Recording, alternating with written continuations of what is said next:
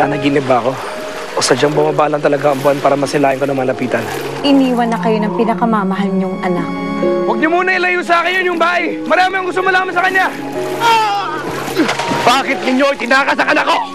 Baba, ako na lang parusahan niyo. Pinapatawad ko na sila. Nagkatotoo ang iyong hula. Nakita ko na ang pinakamagandang binukod sa tanang buhay ko. Sa tingin mo ba, iibig din siya sa'yo? Nahihibang ka. Walang saysay ang iyong dugo sa paningin ng kahit sino mang Ginoo. Wagas ang pag-ibig niya sa'yo. Sana ibigin niya ako ng totoo. Hahanapin ko siya. Hindi ako titigil hanggang hindi ko siya nakikita muli. Kaya pala labis mong nabihag ang puso na iyong ama. Ngunit hindi ko nakikita ang kagandahan niya. Ang nakikita ko ay ang pagmumukha ng mga aagaw mong ina. Nasa mga ikaw na mabuhay pa! Bakit ka na puso?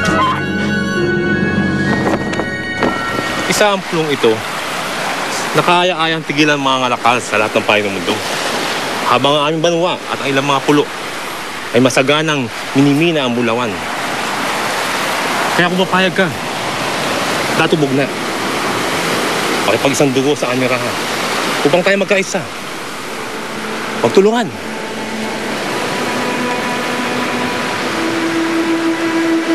Ipagpatawad mo, datuhan. Ngunit ako'y tapad na tagapaglingkod ni Raha Maguba. At hindi ko maaaring tagapin ang alok ng iyong Raha. Gaano man ito kaganda. Huwag ka muna magsaltahan tapos. Pag-isipan mo mabuti. Wala na akong dapat pag-isipan pa. Hindi ko maaaring talikuran ang aking Raha Maguba. Datubog na. Pagpatawad niyo. Bakit ninyo nilisan ang inyong pagbabantay? Ang inyong asawa, Datu, ay sapilit ng pumanik sa bukot ng mga anak ninyo.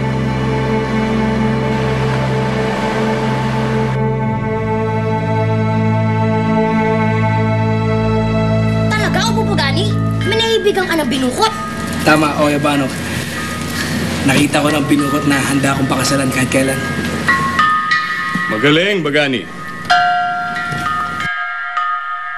Natutuwa ako at tumupad ka sa ating usapan.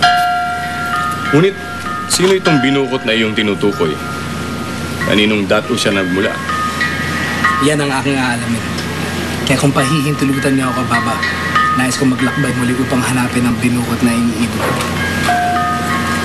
Pumapayag ako. Gawin mo ang nararapat, Bagani.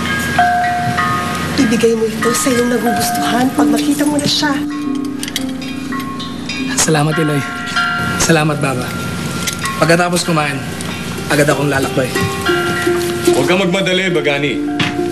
Padadalan pa kita ng maraming bulawan at sutla upang pambigay-bugay mo sa iyong binukot.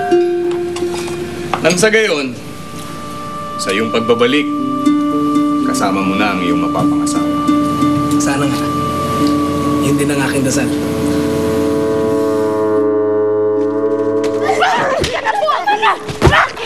Buhay! Si Lloyd! Huwag mo siyang pigilan! Halika rito! Halika rito! Halika rito! Mamita! Mamita! Huwag kang makialam dito! Buka!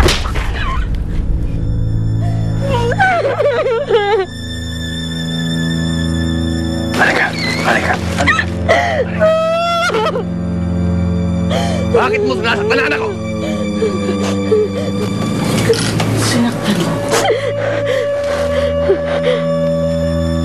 Hindi ko inaasahan na gagawin mo sa akin yan dahil lamang sa anak ng urip na yan. Binalala kita na. Sinuwan mo pa rin ako! Kaya dapat lang ang ginawa ko!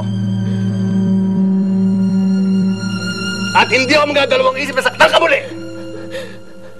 Sa oras na pumasok ka muli dito sa bukod ni Amaya!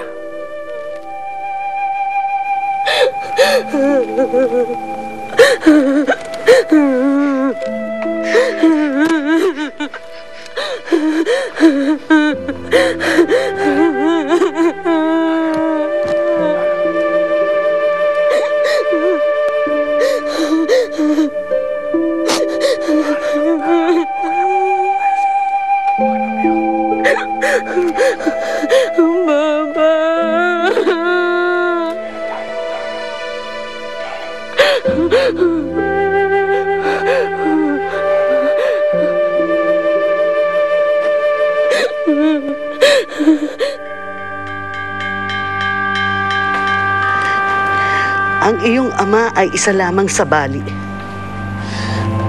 Isang timawa na kaya naging dato ay dahil ikinasal sa akin na anak ng isang dato. Kaya hindi tama ang ginawa niya sa akin. Hindi niya ako dapat sinaktan. Ano bang nasa isip mo at sinugod mo si Amaya? Dahil ako ang higit na nararapat na igalang ni Bugna, ako ang higit na nararapat niyang mahalin at hindi ang anak niya sa uripon. Hinamak niya ako sa harapan ng aking mga anak. Kaya nawala na ang natitirang pagmamahal ko sa kanya, Ubo. Hindi ko siya mapapatawad sa ginawa niya sa akin. Kaya dapat naparusahan ko siya. Bakit, Iloy? Ano bang iniisip mong parusa para kay Baba?